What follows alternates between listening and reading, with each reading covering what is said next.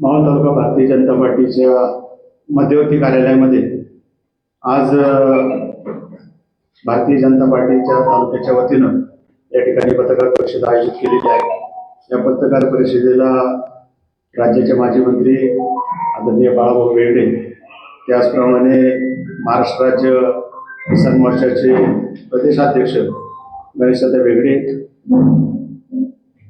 नुकत्याच झालेल्या जिल्हा परिषद पंचायत समिती निवडणुकीचे प्रचार प्रमुख बाळासाहेब नेवाळे, त्याचप्रमाणे मावळ तालुका भारतीय जनता पार्टीचे कोर कमिटीचे अध्यक्ष निवृत्ती भाऊ शेटे, त्याचप्रमाणे सहकार नेते बाबूलालजी गराडे या सर्वांचं या पत्रकार परिषदेमध्ये स्वागत करतो आणि त्यांना विनंती करतो की आपण पत्रकार परिषदेला त्या ठिकाणी संबोधित करावं। तत्पूर्वी या पत्रकार परिषदेला सर्व पत्रकार बंधू अतिशय शॉर्टकट केसवर उपस्थित राहिले त्याबद्दल सर्वांचं या ठिकाणी स्वागत करतो, आभार व्यक्त करतो। धन्यवाद।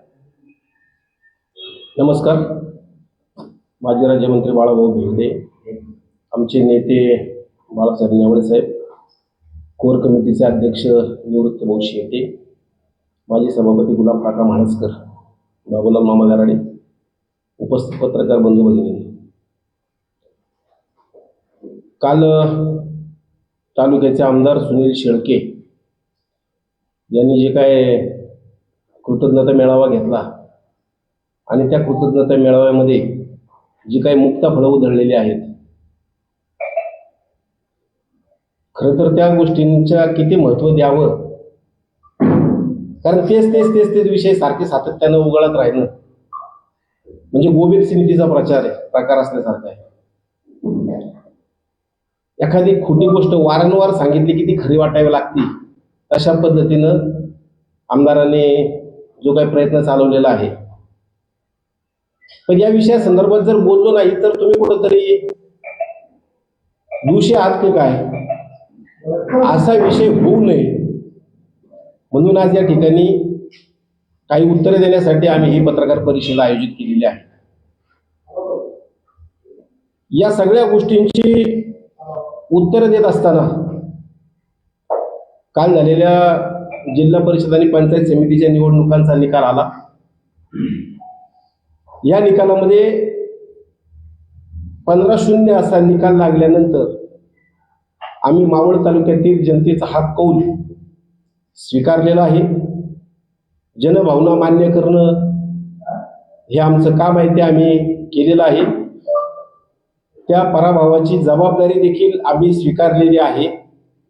मी वैयक्तिकरित्या या पराभवाची नैतिक जबाबदारी स्वीकारताना माझ्या किसान मोर्चाच्या प्रदेशाध्यक्ष पदाचा राजीनामा आमचे प्रदेशाध्यक्ष रवींद्रदादा चव्हाण यांच्याकडे पाठवलेला आहे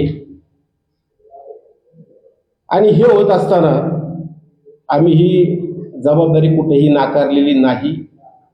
आमची जी काही प्रमुख मंडळी आहेत यांच्यासोबत आमची एक मीटिंग या ठिकाणी झालेली आहे।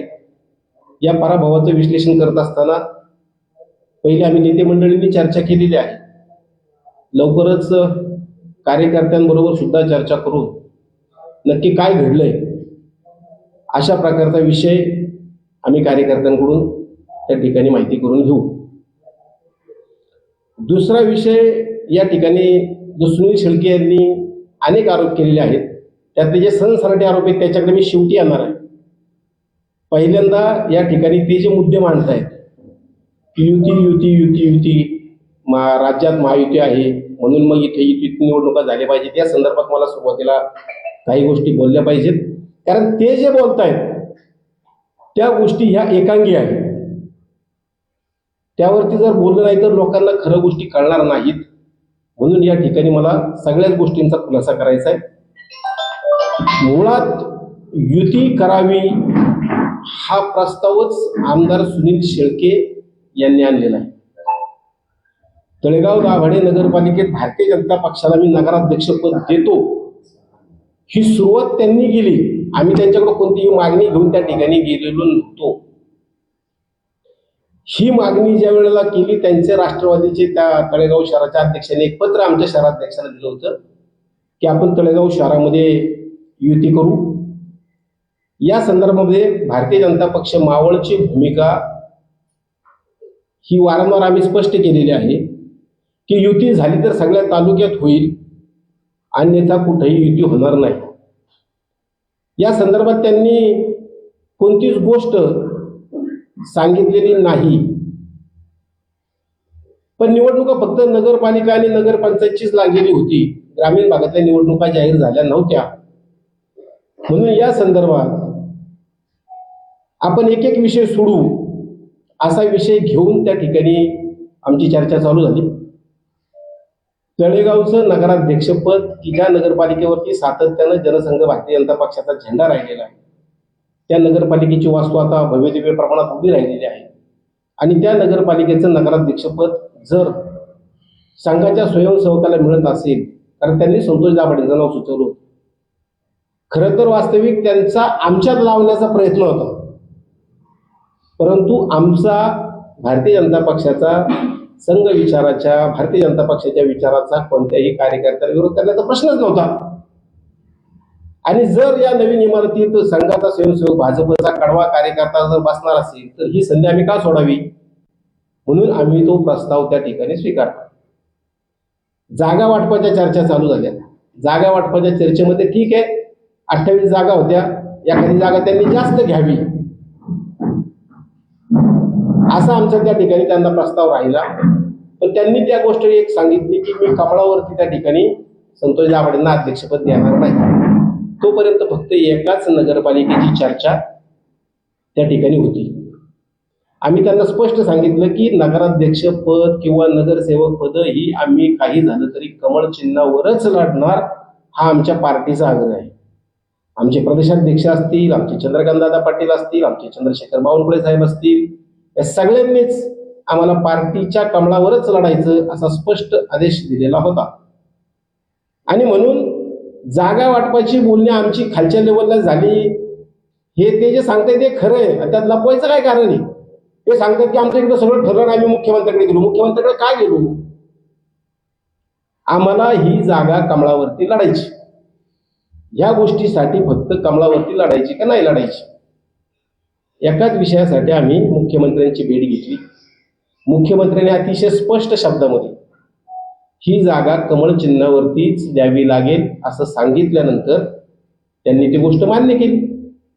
मान्य करत असताना जागा वाटप फॉर्म्युला खरं तर 15-13चा आम्ही त्या ठिकाणी मुख्यमंत्र्यांना सांगितलं. ह्यांनी सांगितलं की नाही साहेब, मी 11 जागांचं मान्य केलंय, सांगितलंय. मुख्यमंत्र्यांनी त्या ठिकाणी निर्णय दिला की ठीक आहे, भाजपला तुम्ही 11 जागा द्या. आता मुख्यमंत्र्यांचा शब्द शिरसावंदी आहे, तो आम्ही त्या ठिकाणी मान्य केला. तो शब्द मान्य केल्यानंतर खरं तर विषय संपला होता. परंतु आमदारांनी असं सांगितलं की साहेब, ते मला वरती उत्तर द्यावी लागतील, मग मला तुम्ही लोणावळा नगरपालिकेचं नगराध्यक्षपद घड्याळ चिन्हावरती दिलं पाहिजे.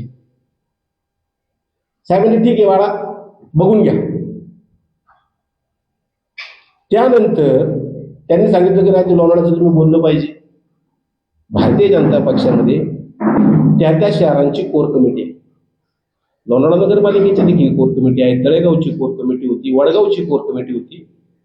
या संदर्भात त्यांना बाळाभाऊंनी सांगितलं की मी लोणावळ्याच्या आमच्या कोर कमिटीशी चर्चा करतो आणि या संदर्भात तुम्हाला सांगतो. येतानाच, मुंबईतून येतानाच आम्ही लोणावळ्याच्या कोर कमिटीची मीटिंग लोणावळ्यात घेतली. ही लोणावळ्यात मीटिंग घेतल्यानंतर आम्ही त्यांना हा प्रस्ताव दिला की तळेगावात भाजपला नगराध्यक्षपद मिळालेलं आहे.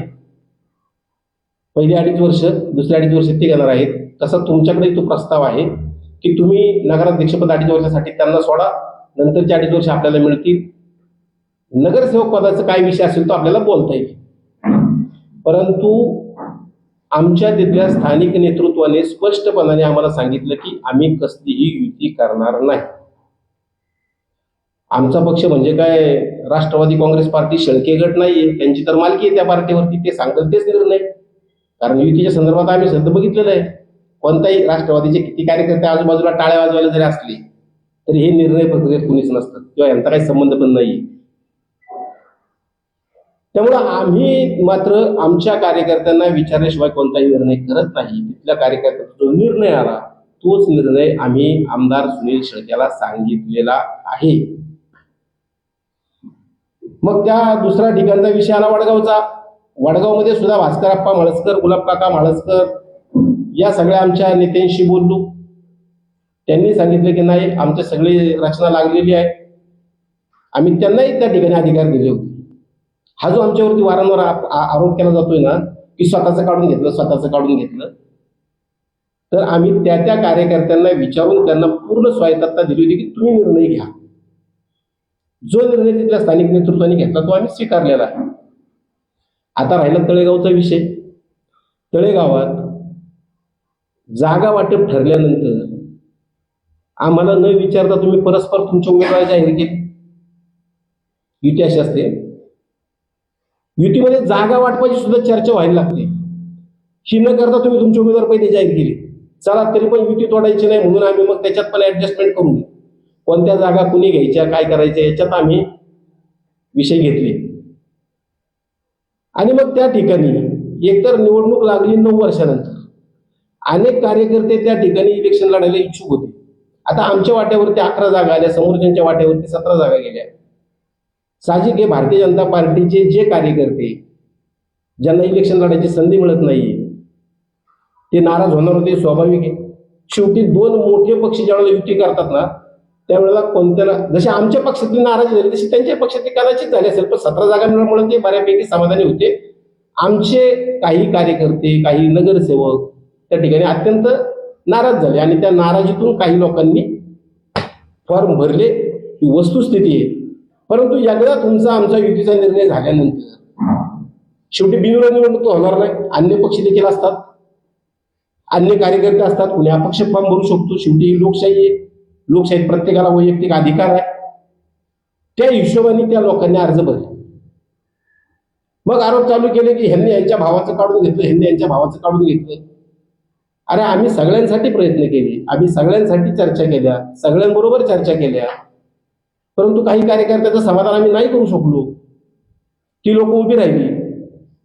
मग भारतीय जनता पार्टीचे जबाबदार कार्यकर्ते म्हणून किंवा कोर कमिटीचे सदस्य म्हणून आम्ही अशा बंडखोरी केलेल्या कोणत्या कार्यकर्त्याच्या मागे जाऊन त्याचा प्रचार केला? आम्ही कुणाच्या मागे जाऊन उभे राहिलो हे तर सांगा. पण तुम्ही काय केलं युतीच्या नावाखाली? आज आमचे माजी नगराध्यक्ष रवींद्रनाथ दाभाडे यांच्या मंडळी त्या ठिकाणी युतीचे उमेदवार आहे. त्या युतीच्या उमेदवाराच्या विरोधात तुम्ही एक अपक्ष उमेदवाराला ताकद दिली, ओपनली, उघड. त्याचबरोबर दुसरी एक जागा आहे वार्ड नंबर 3 मधली अनिता पवारांची. या वार्ड नंबर 3च्या जागेवरती त्या ठिकाणी तुम्ही खुल्ले त्या ठिकाणी एका पक्षाला समर्थन दिले, राष्ट्रवादी काँग्रेस पुरस्कृत असं लेबल लावून तुम्ही त्यांचा प्रचार केला. ठीक आहे, त्या निवडणुकीत तुम्हाला यश आलं नाही, ती जागा आमची निवडून आली. पण आज तुमच्या या आडेलतट्टू भूमिकेमुळं तुम्ही आमची जागा जी मिळाली ती पण घालवलीत ना. ह्याला युतीचा धर्म म्हणतात का? आम्ही तुमच्या भावाच्या विरोधात आमचा नगरसेवक उभा होता, त्याच्या प्रचाराला आम्ही गेलो. मग असं असताना तुम्ही कोणता युतीचा धर्म पाळला? मग आम्हाला असं वाटायला लागलं की ठीक आहे, राजकारणात हारजीत चालत असते, शेवटी लोकमत आहे, लोक काय ठरवतील तो फायनल निर्णय. आपण युती करून चूक केली की काय? आमचे काही कार्यकर्ते आम्हाला सांगायला लागले, तुम्ही सांगा ना बा, तुमचा आमचा उमेदवार उभा आहे, त्याच्या विरोधात जर कोणी असेल तर त्याच्या विरोधात आपण प्रचाराला एकत्रित जाऊ ना. बरं, उमेदवार काय आमचे चिराग खांडगे शहराध्यक्ष होते, त्यांच्या विरोधात उमेदवार राहिलाच होता ना. मग असं असताना तुम्ही 2 जागेवरती त्या ठिकाणी अपक्षाचं काम का केलं आमचं कमळ चिन्ह असताना? हा आमचा पहिला सवाल. आणि म्हणून या ठिकाणी जो धडा आम्ही घेतलाय, हा धडा बघता आमचे कार्यकर्ते पुढच्या युतीसाठी तयार होतील का? ग्रामीण भागात निवडणुकानंतर लागणार होत्या, कोणत्या कार्यकर्त्याला आम्ही सांगायचं की युती करा? बरं चला ठीक आहे, त्याच्याही पुढे जाऊन युती करण्याचा विषय झाला असता. परंतु तुम्ही आणि तालुक्याच्या राष्ट्रवादीचे अध्यक्ष गणेश खांडगे, तुम्ही सगळे पत्रकार त्या ठिकाणी उपस्थित होता. तुमच्या समोर निर्णय सांगितला ना त्यांनी की यापुढे भाजपशी कसलीही युती नाही, हे त्यांनी सांगितलं ना.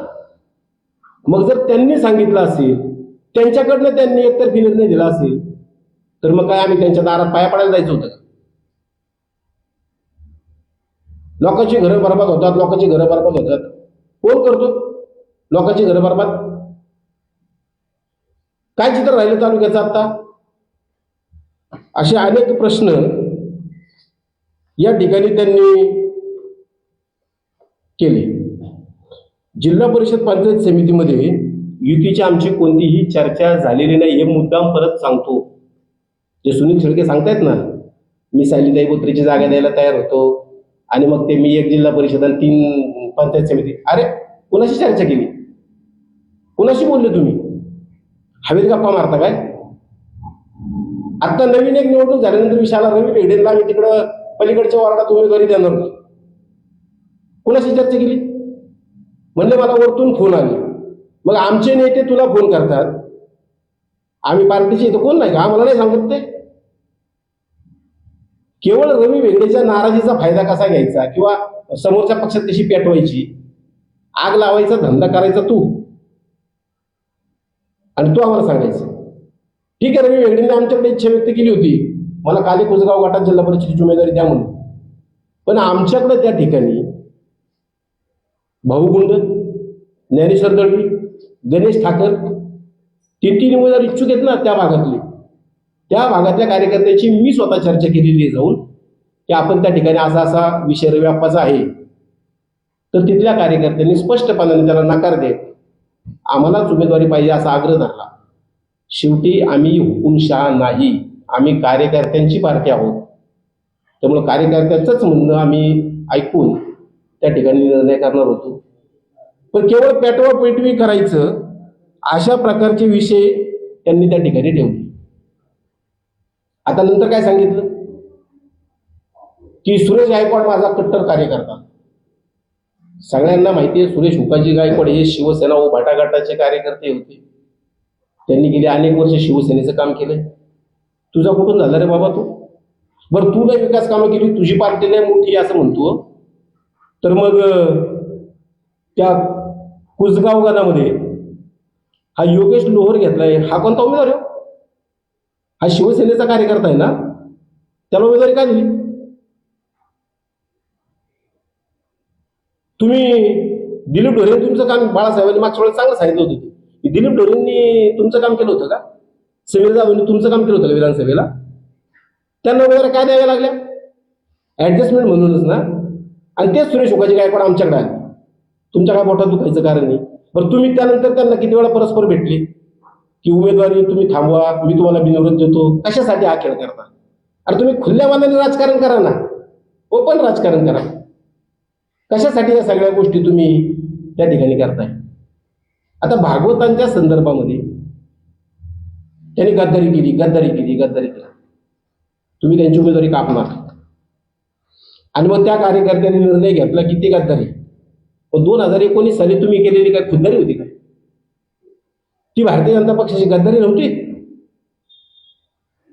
उगाच आपलं कुणालाही उठायचं गद्दारीचं लेबल लावायचं. अरे सगळ्यात मोठा गद्दार तू आहे ना, हे तालुक्याने पाहिलंय ना सगळं. मग त्या भागवतच्या बद्दल आले जातीयवादावरती, आणि भारतीय जनता पक्षाची लोक जातीवाद करतात. जातीवाद आम्ही करतो. तू जो काय जातीवाद करतो ना, तो फक्त मी दाखवलाय. तुम्ही त्या गटामध्ये एक तर प्रशांत भागवत आता सगळीकडे क्लिप फिरवली त्यांच्या भाषणाची की प्रशांत भागवत तुझी जात आडवी आली. एका बाजूला माझं नातं आहे, जातपात तुम्ही करायची आणि आम्हाला शिकवायचा शहाणपणा. आम्ही तुम्ही जे काही जातीवाद आम्हाला दिसतो तो फक्त आम्ही पुढे ठेवला. तळेगाव नगरपालिकेच्या इमारत उद्घाटनाला सगळ्या माझ्या आमदारांच्या तुम्ही नावाच्या प्रवेशद्वार उभारले. मग मी फक्त एवढंच दाखवलं की बाळासाहेब बारमुकांच्या नावाची कमान का नाही उभारली? ते पण तालुक्याचे माझे आमदार, भले विधान परिषदेचे असतील पण तालुक्याचे माझे आमदार तर आहेत. ते फक्त तिली समाजाचे म्हणून का? मग एवढाच प्रश्न मी विचारला. मग सांगायला लागले ते मला सांगितलं नाही. तुझे अनेक मार्गदर्शक घेत त्यांनी तुला सांगायला आलं, तू कधी आमच्याकडे विचारायला आला? तुझं काम चाललंय. मग फक्त आम्ही तुम्ही जातीयवाद कसा करता हे फक्त दाखवलं आणि तुम्ही आम्हाला सांगायचं. आता मग सगळे तिरी समाजाची लोक भागवतच्या प्रचाराला गेली. तुझ्या हाताने तू केला उद्योग, आम्हाला काय करायचंय? आमच्याकडे जर चांगला कार्यकर्ता येत असेल तर त्याला उमेदवारी देणं, त्याच्या पाठीची ताकद उभी करणं हे आमचं काम आहे. ते आम्ही केलं. आणि म्हणून जातीयवाद कोण करतो हे पहिल्यांदा लक्षात घ्या. मग सांगितलं, मी मुकुंद ठाकरेकडे गेलो, त्याला म्हणलं पहिले 2.5 वर्ष तुला घे. मग सुरेश गायकवाडकडे गेलो, त्याला म्हणलं थांब तुला 2.5 वर्ष नंतरची देतो. मग आमच्याकडे गेलो, मग फलाण्याकडे गेलो. कशासाठी? तुम्ही जे काही राजकारण करताय ना खोडसाळ, अहो खालचा पंचायत समितीचा उमेदवार घालवला म्हणजे जिल्हा परिषदेला तुम्हाला कुठेतरी त्याला दाबायला संधी द्यायची का? काय केलं तुम्ही लोणावळा नगरपालिकेतो? भारतीय जनता पक्षाचे 2 उमेदवार, त्यांना पैशाचं आमिष दाखवले, त्यांना पैसे दिले. माझा जाहीरपणाने आरोप आहे, पैसे दिले आणि 2 उमेदवारांच्या उमेदवाऱ्या त्या ठिकाणी आम्हाला 2.5 वर्षानंतर संधी मिळाली म्हणून मागे घेतो. पण याच्या मागे तिथला नगराध्यक्ष पदाचा उमेदवार त्या वार्डात संपवत होतो. हे लक्षात नाही घेतलं. हा सगळा जो काही पैशाचा खेळ चाललाय ना तालुक्यामध्ये, याची सगळ्या तालुक्यामध्ये मोठ्या प्रमाणात चर्चा आहे. खोटं तर इतकं बोलतात रिटून. एका बाजूला सांगायचं तुला बिनविरोध, तुला बिनविरोध. मग दिगंबर शेठ भेगडे यांना बिनविरोध त्यांच्या घरात जर उमेदवारी दिली तर त्यांना मी बिनविरोध देतो, हीच दिगंबर शेठ दादांना श्रद्धांजली. हे तुमचंच वाक्य आहे ना. आम्ही पण दिली दिगंबर शेठच्या पुतण्याला उमेदवारी. दादांच्या पुतण्याला उमेदवारी दिल्यानंतर तुमचं काम होतं ना बिनविरोध देण्याचं. पण तुम्हाला फक्त बुडबुडे उभे करायचे, तुम्हाला फक्त लोकभावनेशी खेळायचंय, तुम्हाला कोणाला श्रद्धांजली वगैरे काही व्हायची नाही. तुमचा तो पिंड बन नाही. उगाच फार मोठे महात्मा असल्याचा आव कृपया आणू नका. हे सगळ्या तालुक्याला माहिती आहे. हे सगळं करत असताना या प्रचारामध्ये वैयक्तिक चारित्र्य हाणं, वैयक्तिक चारित्र्य हाणं. त्या बाळासाहेब पारखे आमचा उमेदवार होता, त्याच्याबद्दल काय काय बोलले गेलो, चोरे, आमका आहे, फलाना आहे, गुन्हे. मग ज्याच्यावरती गुन्हे दाखल आहेत ते सगळे गुन्हेगार आहेत का? ते आरोपी असू शकतील, त्यांच्यावरती आरोप झाले. जोपर्यंत कोर्ट त्यांना शिक्षा देत नाही तोपर्यंत त्यांना कसं आपल्याला गुन्हेगार म्हणता येईल? मग मी त्या एका भाषणामध्ये सांगितलं की गुन्हे तर सर्वांवरच आहेत, गुन्हा तर माझ्यावरती पण आहे, गुन्हा साहेबराव कारकेवरती तुमचा उमेदवार त्याच्यावरती पण आहे. आणि त्याच्याही पुढे जाऊन सांगितलं की गुन्हा तर सुनील शेळकेंवरती सुद्धा दाखल आहे, तो पण 302चा. मग तुम्ही काय गुन्हेगार ठरले का? आम्ही तुम्हाला खुनी म्हटलो का? आम्ही फक्त आरसा दाखवला तुम्हाला. पण ती भाषणं सुद्धा जास्त झाली की काय? अरे शेवटी राजकारणात बोलत असताना कधी कधी असं जास्त बोलणं होतं. मी साधन सुचिता पाळून ज्या दिवशी मतदान संपलं त्या दिवशी मी एक व्हिडिओ केला की बाबा माझ्या बोलण्याने जर कुणाच्या भावना दुखावल्या असतील तर मी जाहीर दिलगिरी व्यक्त करतो की राजकारणातली संस्कृती ही तुम्हाला कधीच समजणार नाही. परवाच्या भाषणात तुम्ही शांताराम कदम आमचे नेते उपसभापती काय शब्द वापरला त्यांना? तो खरमाड्या. अरे बाबा, कोणत्या आई बापाच्या पोटी जन्म घ्यावा ना हे तुमच्या आमच्या हातात नाहीये. त्याच्या आई वडिलांची जशी प्रकृती, त्याच्या आई वडिलांचं जसं रूप तसं त्याला मिळणार. शांताराम कदमला तुमच्यासारखे नाही देखणे आई बाप मिळाले, तुमच्या एवढे देखणे नाहीत ते, म्हणून तुम्ही त्याचा असा अपमान करणार. अरे त्यांचं कर्तृत्व बघा ना. शांताराम बापू कदमांनी या तालुक्याचा उपसभापती म्हणून केलेलं काम बघा, त्यांची समाजात काम करण्याची प्रवृत्ती बघा, सगळ्या लोकांच्या सुखदुःखात सहभागी होण्याचा विषय बघा. अहो तुमचे जे क्रशर सगळे चालतात ना 2 नंबरचे धंदे, त्या धंद्याच्या विरोधात शांताराम बापूंनी वेळोवेळी आवाज उठवला म्हणून तुमचा त्याच्यावरती राग आहे. ज्या शेतकऱ्यांच्या जमिनी MIDCत गेल्या त्या शेतकऱ्यांना पेमेंट मिळावीत म्हणून आंदोलन करणारा आमचा शांताराम बापू. मग त्याचं कर्तृत्व बघाल का त्याच्या शरीरयष्टीवरती बोला? कुठं लाजा सोडल्यात तुम्ही? का तोंड दिलं म्हणून आपलं फक्त बघ बघ बघ बघ बघ करायची? कोणत्या भूमिकेत बसतं हे सगळं? आणि म्हणून या सगळ्या गोष्टी ह्या ज्या काय आम्हाला बोलाव्या लागतात ना हे त्याच्याकरताच आहे. विकास कामांचा दावा 3,000 कोटीची कामं केली, 4,000 कोटीची कामं केली. मग जर एवढी विकास कामे केलेली आहेत तर जनतेला आवाहन करा, मी विकास कामे केलेली आहेत, त्याच्यावरती मला मतं द्या. हे एवढे पैसे वाटप का करावे लागत आहेत? एवढे का तुम्हाला उमेदवारांना खड्ड्यात घालावं लागते? कोणत्या कोणत्या पतसंस्थेतून कोणत्या कोणत्या उमेदवाराला किती कर्ज दिली यादी आहे माझ्याकडे. यादी जाहीर करायची का सर्वांसमोर?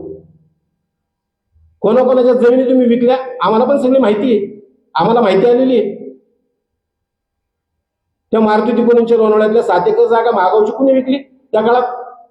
डॉक्युमेंट आणू. समीर खोले नावाचा राष्ट्रवादीचा 9 नंबर वॉर्डातला जो काही उमेदवार होता त्याचा राहता फ्लॅट कुणी विकला? त्याच्या भावाचा फ्लॅट कुणी घाण ठेवला? एक फळवाली महिला उभी केली, तिच्या कोकणातलं फार्म हाऊस कुणी विकलं? या जिल्हा परिषद पंचायत समितीच्या निवडणुकीमध्ये येवले नावाचे एक उमेदवार होते पंचायत समितीला चांदखेडमध्ये, त्यांची चांदखेडवरली जमीन विकली. नितीन मुरेंची साळुंडेतली जमीन विकली. तो आदिवासी उमेदवार पावसे त्याची जमिनीचा कुणी बाजार केलाय? तर कडलक नावाचा एक उमेदवार होता, त्याची 2.5 एकर कुणी विकली? कुणी घेतली जमीन? किती तुम्हाला मयूर ढोरे इथला नगराध्यक्ष राहिलेला माणूस, त्याची कोणती जागा घाण ठेवली, त्याला किती कर्ज दिलं? सगळं आमच्याकडे पण आहे. तुम्ही दाखवा आम्ही आमचे कोणते उमेदवार खड्ड्यात घातले, तुम्ही दाखवा आम्ही आमच्या कोणत्या उमेदवारांची त्या ठिकाणी जमिनी विकल्या, कोणाच्या जमिनी आम्ही घाण ठेवल्या, ते दाखवा ना. आणि मग तालुक्याला कोण खड्ड्यात घालतोय हे एकदा दूध का दूध पाणी का पाणी होऊन जाऊ द्या ना. ही सगळी जी काही चर्चा आहे ना तालुक्यात निवडणुकीनंतर मोठ्या प्रमाणात पसरली. मी सगळ्या पत्रकार बांधवांचे तुमचे मनापासून आभार मानतो की तुम्ही या गोष्टीला वाचा फोडली. तुम्ही पेपरचे रकानीच्या रकानी भरून दिले. मावळ तालुक्यात पैशाचा पाऊस, कुणाची घरं विकली, कोण कर्जबाजारी झालं, कोण काय झालं, हे सगळं तुम्ही परखडपणाने मांडलं. याची चर्चा आता जिल्ह्यात नाही तर याची चर्चा आता राज्यात होऊ लागली. कुठं झालं हे सगळं? हे लपवायचंय. आणि दुसऱ्या बाजूला तुमची काल त्यांनी सांगितले मी भविष्यवाला नाही, मी आमका नाही, फलाना नाही. ईव्हीएम हॅक होतं, ईव्हीएम मध्ये छेडछाड होते, मशीन मध्ये गडबड होती. तुम्ही असं करूनच जिंकलात असा कधीतरी आम्ही आरोप केला काय? आमच्या कोणत्या नेत्यांनी केला? जाहीर सभेत केलाय, मेळाव्यात केलाय, काय केलाय? पण तालुक्यातले मतदार, तालुक्यातले नागरिक, तालुक्यातले सर्व पक्षीय कार्यकर्त्यांमध्ये एक चर्चा चालू झाली की सुनील शेळकेंनी सांगितलं की लोणावळ्याचा नगराध्यक्ष माझा 10,000 पेक्षा जास्त मतांनी निवडून आला. 10,000 पेक्षा जास्त मतांनी आला. सुरेखाताई जाधव 400 पेक्षा जास्त मतांनी पराभूत होती झाले. विधानसभेला मी 1,00,000 पेक्षा जास्त मतांनी निवडून आले. आणि कालच्या पंचायत समिती जिल्हा परिषद निवडणुकीत मतदान झाल्या 15-0 निकाल लागेल. अनेक पत्रकारांनी सुद्धा त्यांचे अंदाज टाकले होते. पत्रकार पण रोज सर्व पक्षाच्या कार्यकर्त्यांना चेक करतात, नागरिकांना चेक करतात. आणि मग असं असताना तुम्ही ही भविष्यवाणी आधी कशी काय करू शकता? ही एक चर्चा मतदार नागरिकांमध्ये चालू आहे, कार्यकर्त्यांमध्ये चालू आहे. आम्ही कुठेही जाहीरपणाने केलेली नाही.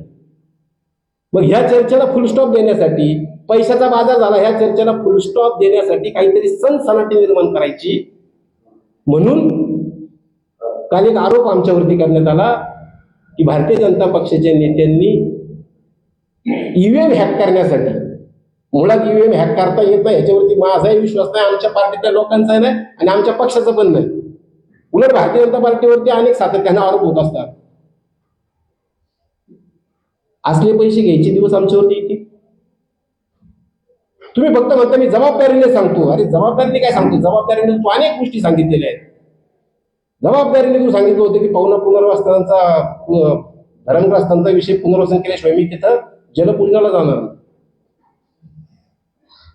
काय काय सांगितलं तुम्ही? जबाबदारीने केली सगळी कामं तुम्ही पूर्ण. तुम्ही सांगितलं मी 25,000 लोकांना रोजगार मागच्या 5 वर्षात देणार होते दिला.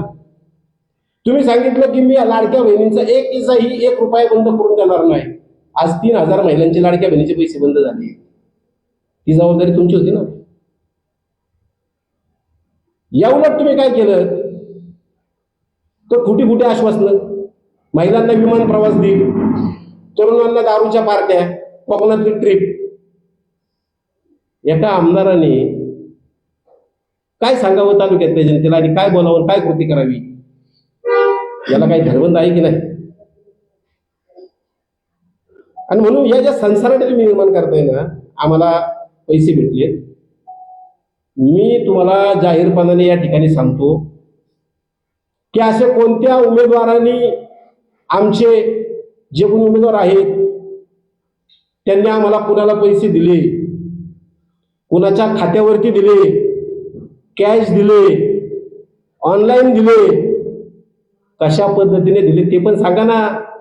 कुणाच्या खात्यावरती आले, आम्हाला भेटलेत का, किंवा त्या उमेदवारांनी आणखी पुन्हा कुणाला पैसे पाठवलेत, करा की सगळी चौकशी होते ना. दूध का दूध आणि पाणी का पाणी करा. मी तुम्हाला जाहीरपणाने सांगतो, येत्या 8 दिवसात तुम्ही ह्या गोष्टी आम्हाला 25 ते 35 लाख रुपये आमच्या कोणत्याही नेत्याच्या खात्यात जर आले असले, तुम्ही ते सिद्ध केलं तर आम्ही राजकारणातून बाहेर जाऊ. आम्ही राजकारणात थांबणार नाही. तर हे तुम्ही सिद्ध करू शकणार नाही तर तुम्ही कोणती शिक्षा भोगणार आहात.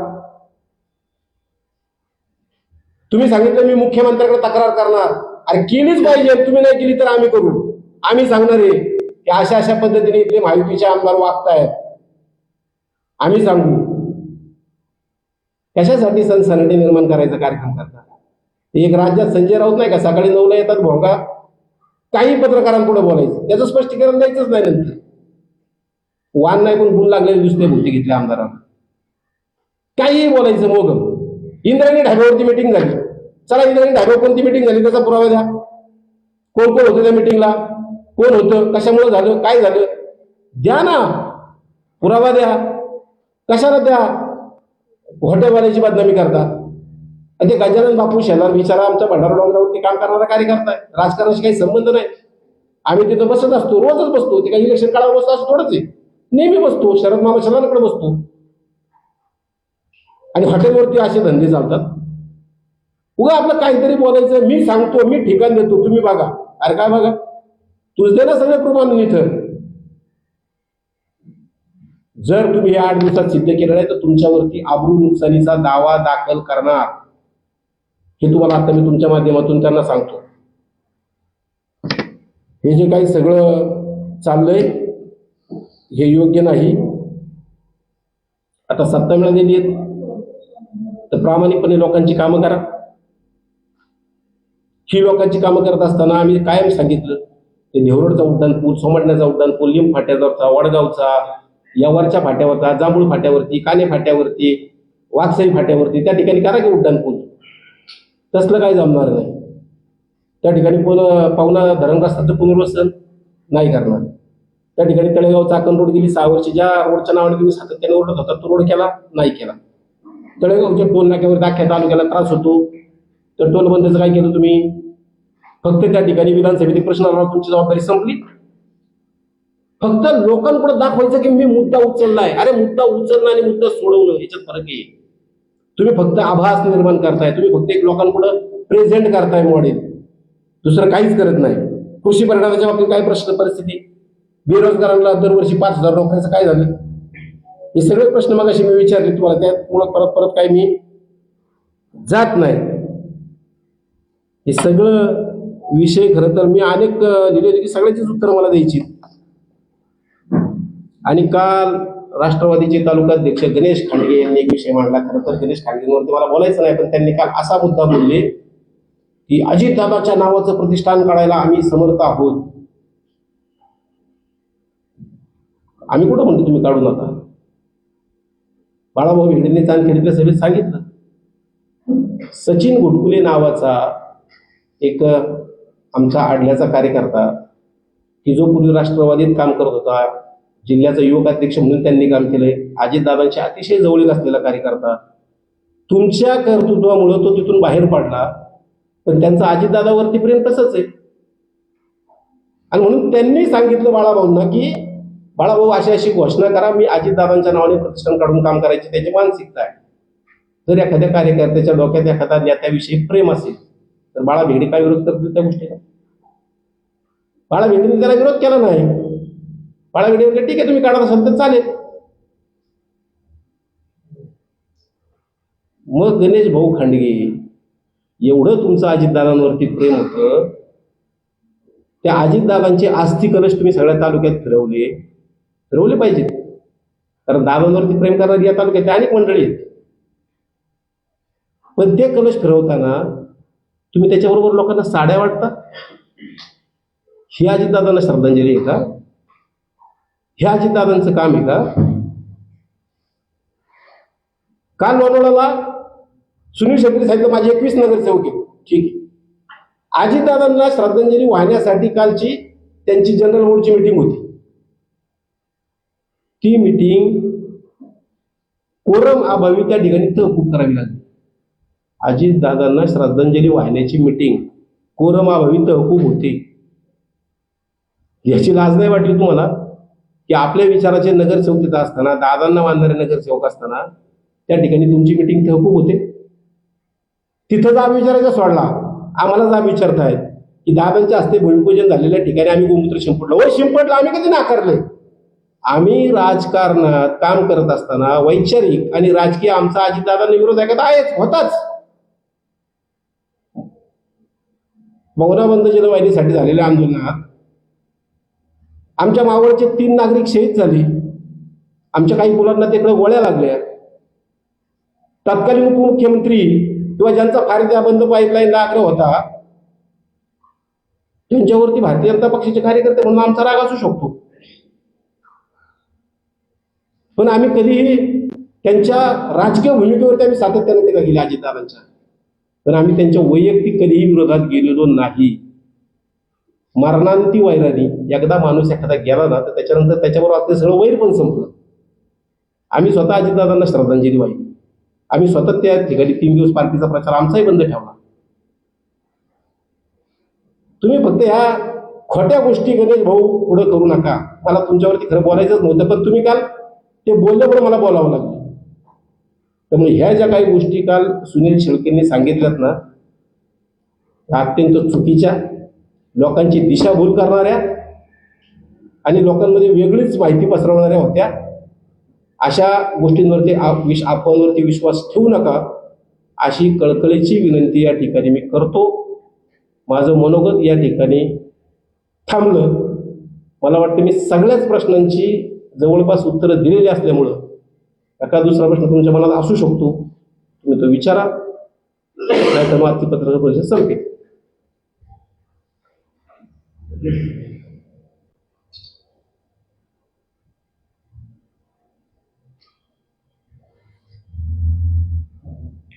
आहे, चलो, थँक्यू, धन्यवाद.